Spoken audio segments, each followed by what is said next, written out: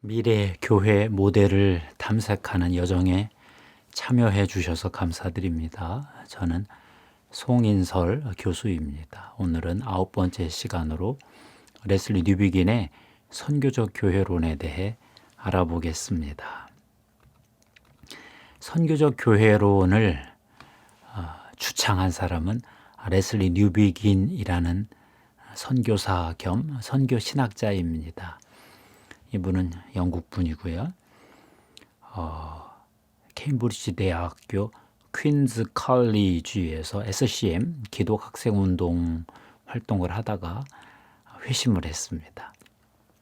그리고는 사역자가 되기로 결심을 하고 글래스고우 SCM 선교단체 간사로 섬겼어요.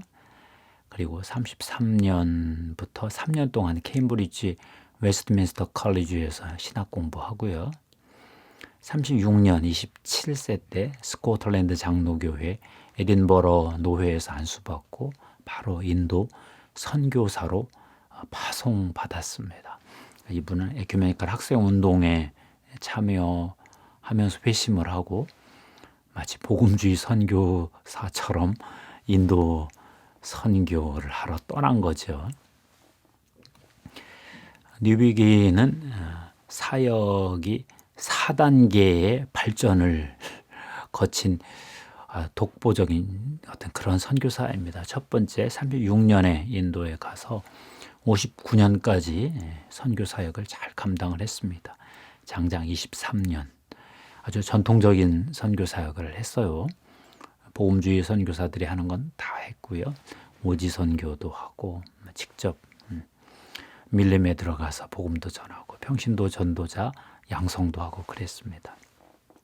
뉴비긴은 특별히 47년부터 59년까지 남인도 교회의 주교 젊은 감독으로 섬겼어요. 남인도 교회는 회중교회, 성공회, 장로교회, 감리교회가 하나로 합친 교회거든요. 두 번째 뉴비긴은 1959년부터 65년까지 에큐메니컬 운동에 적극적으로 참여했습니다. SCM 자체가 교회 연합, 교회 일치, 교회 사회 참여 이런 것들을 하던 그런 선교단체거든요. 1959년에 IMC 총무가 되고요. 국제선교협의회 61년 뉴델리 총회 3차 총회였는데 거기서 WCC하고 IMC 통합에 아주 기여를 했습니다. 그리고 63년에 WCC 안에서 CWM이라고 그러는데 세계 전도와 복음 전도 위원회 이 분과의 총무가 되어서 65년까지 에큐메니컬 운동을 WCC 안팎에서 아주 신실하게 섬겼어요. 세 번째 단계에서 도로 이제 인도로 돌아갔겠죠. 65년부터 74년까지 9년을 채워서 65세 정년 은퇴를 했습니다. 그 당시는 남인도 교회 마드라스라고 하는 좀 큰 도시의 주교로 섬겼어요. 그리고 네 번째 영국으로 돌아왔습니다. 65세 은퇴를 해서 그랬는데 이때부터 뉴비긴이 가장 활발하게 가장 놀라운 그런 사역을 전개했습니다. 이번에 은퇴 후가 훨씬 더 찬란해요. 영국으로 돌아와 봤더니 영국 서구 사회에서 서구 교회는 이제 더 이상 아무런 영향력이 없었습니다. 너무 놀랐어요. 자신을 선교사로 보낸 영국이 그동안 자기가 섬겼던 인도보다 더 선교지야. 충격. 그래서 어떻게 하면 이 서구 사회에 다시 복음을 전할 수 있을까? 이 문제로 아주 고민하면서 독창적인 선교 신학을 발전시키게 됐습니다. 뉴비긴이 영국 교회 협의회와 같이 힘을 합쳐서 이제 프로젝트를 하는 건데요. 다시 영국의 복음을 전하기 위해서 결국 이분이 이런 그 대회 명칭을 제안을 했어요. 복음과 우리 문화, Gospel and Our Culture. 요 이름이 하나의 딱 그 고유 명사로 이렇게 굳어지면서 전 세계적으로 선교적 교회 이제 운동이 벌어지는 건데요. 뉴비긴이 분석을 해보니까 서구 사회가 공적 영역과 사적 영역이 철저히 분리된 이원론적인 어떤 사고 구조를 가지고 있더라는 거예요. 공적인 영역은 과학적 사실이 지배하고요. 사적인 영역은 개인의 의견, 취향, 감정 이런 것들이 지배하는 거예요. 당연히 종교는 기독교는 문제는 사적인 영역이죠. 그러니까 각자 집에서 개인적으로 믿고 공적인 사회에 나와서는 종교 얘기하지 마라. 이런 무언의 압박을 가하는데 성공한 거죠. 여기에 서구 교회가 그대로 다 그냥 깨갱하고 순응했다는 것을 발견했어요. 그래서 이렇게 사적 세계로 쫓겨난 교회가 다시 서구 교회 전체에 공적인 세계 영역에 가서도 복음을 다시 전할 방법이 있을까? 이걸 이제 고민하게 된 거예요. 그런 공적 진리로서의 복음을 서구 사회에 다시 서구의 공적 영역에서까지 전하려면 이제 어떻게 해야 되나? 교회가 어떻게 해야 되나? 이 고민을 이 노 선교사가 노 선교 신학자가 한 건데요. 그러니까 이 뉴비긴 말이 맞거든요. 그랬더니 이제 영국과 미국, 캐나다의 수많은 신학자, 선교사, 목사들이 그냥 호응을 했어요. 저 말이 맞다. 우리 서구교회 큰일 났다. 서구 문화의 모더니즘에 완전히 우리가 먹혔다. 그러면서 이분들이 모여서 점점 신학운동, 어떤 새로운 사고 전개를 하기 시작을 했어요. 점점 커지니까 Gospel and Our Culture가 Gospel and Our Culture Network이라는 GOCN이라는 단체로 발전을 했습니다. 바로 이 GOCN 요 모임이 선교적 교회론을 발전시킨 거예요. 뉴비긴이 어떤 자극을 주었고요. 거기에 호응한 GOCN 단체가 선교적 교회론을 만들기 시작한 거죠. GOCN은 이런 질문을 던졌습니다. 왜 서구교회가 개인주의와 소비주의의 포로가 되었는가? 왜 성경의 중심 주제는 하나님 나라인데 서구교회의 설교에서 사라져버렸는가? 왜 서구교회가 서구 사회에서 일어나고 있는 하나님의 선교에 접촉을 못하고 있는가? 이런 심각한 질문을 던졌어요. 그랬더니 현대 서구교회가 질서, 효과, 진보, 성장이라고 하는 근대 이데올로기에 완전히 먹혔구나. 종교 소비주의에 완전히 사로잡혔구나. 그 개인주의에 완전히 농락을 당했구나. 그런 걸 깨닫고 교회론을 이제 완전히 뜯어 고쳐야 되겠다. 교회의 선교적 본성을 다시 회복하지 않으면 서구 교회는 아무 희망이 없다. 이런 엄청난 결론을 내리게 되었습니다.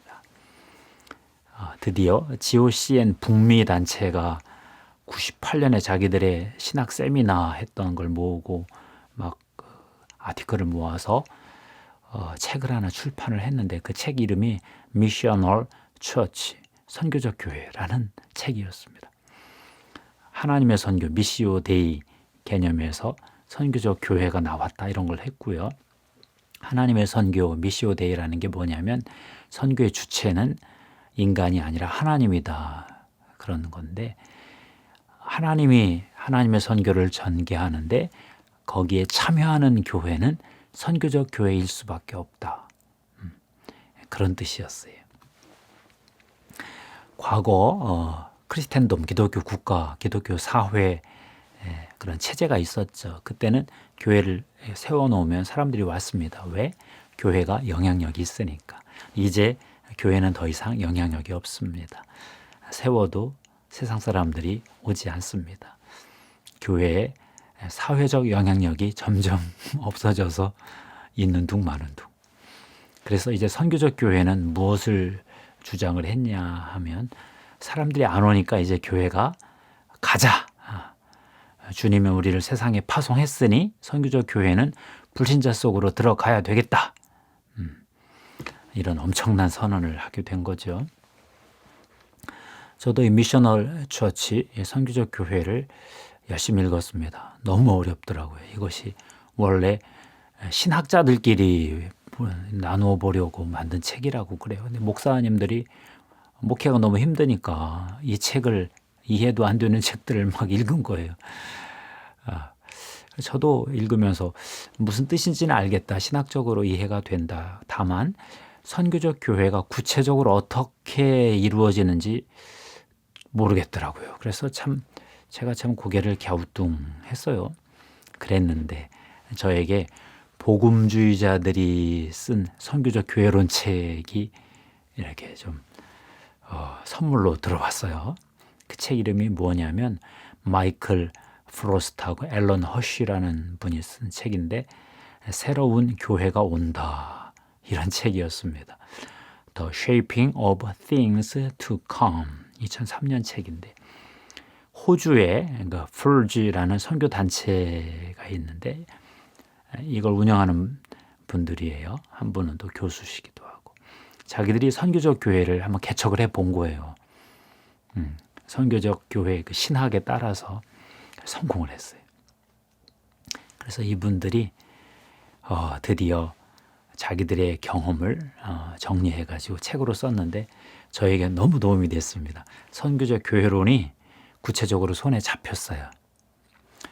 마이클 프로스트하고 앨런 허쉬 두 분이 선교적 교회에는 4가지 요소가 있다 이런 정리를 해 주었는데요. 첫째가 근접 공간, 두 번째가 공동 프로젝트, 세 번째가 영리 사업, 네 번째가 자생적 신앙 공동체인데요. 첫 번째 근접 공간. 그리스도인과 미그리스도인이 서로 의미 있게 상호작용할 수 있는 만날 수 있는 어떤 장소나 행사를 말합니다. 여기서 경청과 대화가 이루어지고요. 그리스도인들이 카페, 나이트클럽, 아트 갤러리, 디자인 스튜디오, 축구팀 이런 것들을 만들어서 예수 안 믿는 사람들하고 만나는 거예요. 근접 공간. 두 번째 공동 프로젝트는 뭐냐면 그리스도인 공동체가 속해 있는 지역사회에서 함께 추진할 수 있는 프로젝트를 개발하는 것입니다. 안 믿는 사람들과 같이 할 수 있는 프로젝트를 만드는 거예요. 전체 지역사회 수건사업 이런 것들을 하는 것입니다. 예를 들면 오염된 강이나 하수도 정화하는 일, 도시의 벽화를 그려서 공공예술을 창출하는 일, 에이즈 환자를 돕는 일, 뭐 이런 거예요. 어린이집, 요양원, 뭐 이런 거. 그 사회가, 그 지역사회가 꼭 필요한 그 공동 프로젝트를 같이 하는 거예요. 신앙인들이 비신앙인들하고 같이 공동으로 하는 것입니다. 세 번째, 영리사업인데요. 지역사회에 실질적 유익을 줄 수 있는 비즈니스를 개발하는 것입니다. 비즈니스라는 게 상품이나 서비스를 제공하고 대가를 받는 거잖아요. 카페, 인터넷, 세탁소, 타가소 이런 거죠. 지역 사람들에게 유익을 주면서 동시에 사업성도 있는 그런 일입니다. 이것은 어떤 공동체의 재정적 자립을 이루기 위한 건데요. 그럼 네 번째 자생적 신앙 공동체인데요. 지역의 하부 문화와 지역사회 사람들하고 만나다 보니까 토착적인 자생적 예수 믿는 모임이 생기는 거예요. 보니까 같이 공동 프로젝트도 하고 비즈니스를 하는데 기독교인이 좀 다른 거예요. 그래서 점점 그리스도인들에게 매력을 느끼고 그 사람들하고 그들이 또 예수를 믿게 되고 그래서 새로운 신앙 공동체가 하나 생기는 것입니다.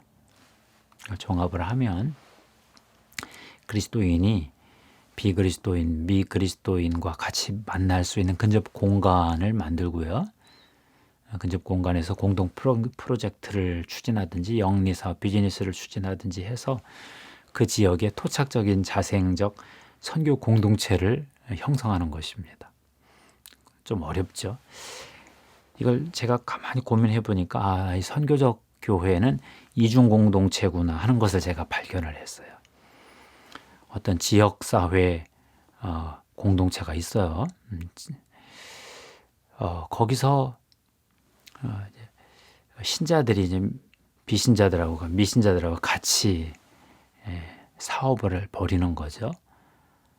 그러다 보니까 공동체가 두 개 있는 거예요. 전체 공동체가 있고 여기에는 신앙인과 비신앙인이 같이 있죠. 또 그 안에 자생적인 신자 공동체, 그리스도인 모임, 교회가 하나 탄생하는 것입니다. 이해가 되시나요? 믿는 사람들이 예수 믿는 티를 안 내고 지역사회에 들어가서 그 지역사회의 수건사업이나 비즈니스를 같이 하는 거예요. 지역사회를 풍부하게 하고 어떤 공공선을 이룰 수 있는 비즈니스를 하는 거예요. 그러면서 이걸 키워가는데 점점 그리스도인들이 복음의 매력을 발산해서 안 믿는 사람들 중에 일부가 예수를 믿게 되어서 교회가 탄생하는 그런 모델입니다. 이중 공동체죠. 지역사회 전체 공동체가 있고 그 안에서 같이 공동사업을 하다가 신앙 공동체가 생기는 것입니다. 이해가 되셨습니까? 우리나라에 선교적 교회가 있느냐? 별로 없습니다. 거의 없다고 봐도 되는데 그래도 한 명 성공한 분이 있어요. 제가 그분을 아는데 양광모 목사라는 분이에요. 이분이 카페 에클레시아 사역을 했는데요. 원래 정릉 제일 장로교회 담임 목사 하시다가 정릉 제일교회 이분이 좀 선교적 교회를 좀 하고 싶었어요. 그래가지고 이분이 카페라는 비즈니스 사역을 열어서 성공하셨어요. 이분이 커피 전문가거든요. 큐 그레이더라고 하는 어떤 그 국제적인 수준의 자격증도 확보하신 분인데요. 2012년에 카페를 시작을 했어요. 휴게 음료 카페 2평반을 만들고 또 커피 제조 어떤 업장도 만들고 이분이 몇 년 했더니 12명 아줌마 공동체가 생겼대요. 예수 안 믿는 사람들인데 매일 오전에 와서 이분들이 자기들 수다 떨고 가는 거예요.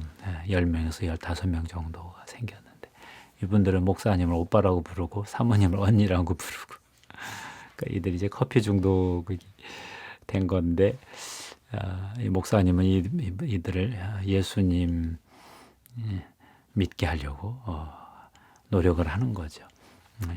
예수 믿으라는 말도 안 하면서 먼저 사귀는 것입니다.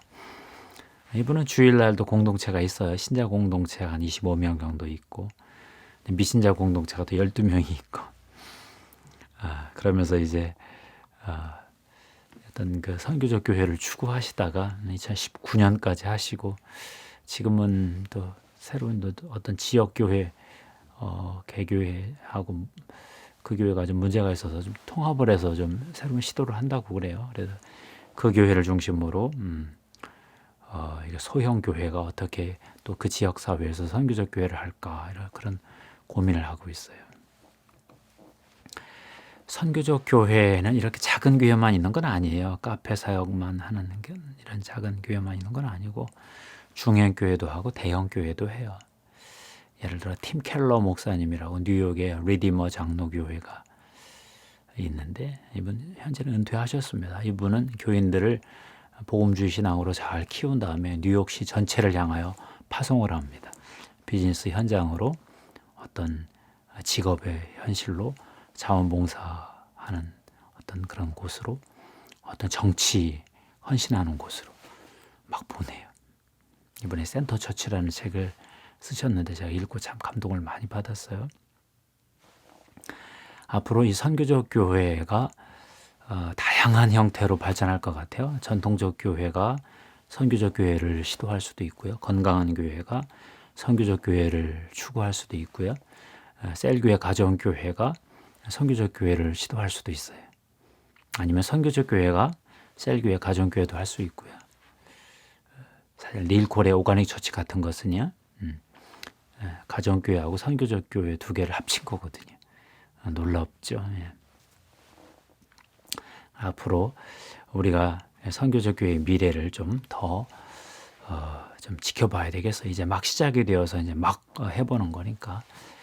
오늘은 레슬리 뉴비긴의 선교적 교회론에 대해 살펴봤습니다. 교회는 본질적으로 하나님 나라를 위해서 하나님 나라 일을 하라고 세상에 파송되어 있는 존재거든요. 근데 교회가 과거에 어떤 기득권 체제를 유지하고 와라 그랬는데 이제 그게 안 통하니까 영향력이 뚝 떨어졌으니까 이제 다시 초대교회처럼 파송받은 존재로 불신자들 속으로 그들의 문화 속으로 그들의 삶 속으로 일터 속으로 들어가자. 거기 가서 공동체 만들고